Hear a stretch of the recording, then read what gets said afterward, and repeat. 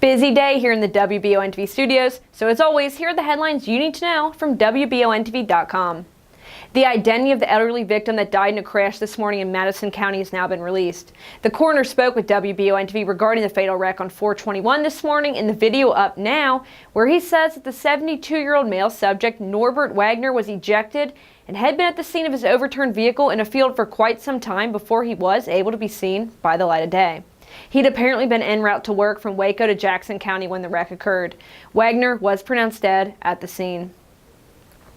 A homeless man is now not allowed back at the Waffle House in Richmond after reports state that he allegedly sexually harassed several girls at the restaurant. Multiple eyewitnesses were present to give their statements to police, including a 15-year-old.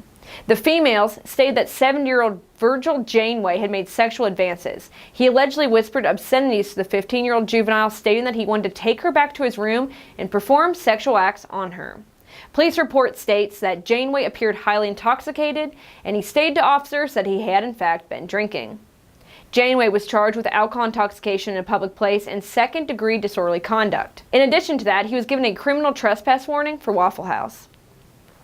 The Scott County Sheriff's Office has found the man who had fled after allegedly assaulting a paramedic and had been on the run for nearly a full day. Chad Michael Howe was being transported by EMS when he became combative in the back of the ambulance. Howe reportedly assaulted a paramedic, forced his way out of the ambulance, and then fled into a nearby heavily wooded area near Newtown Pike. Howe was taken into custody this afternoon after multiple individuals had called law enforcement as he had been seen walking along Paris Pike. A large charter bus carrying mostly juveniles went off the road recently in Laurel County. The investigators report the motor coach charter bus, occupied by a driver and 21 passengers, had gone off the road when the driver apparently misjudged his turn as he pulled out of a camping site, and the bus partially overturned in the ditch. Deputies report that a ladder had to be used and a window popped out to evacuate occupants from the bus. A total of 8 people were transported with minor injuries to St. Joseph Hospital in London for treatment.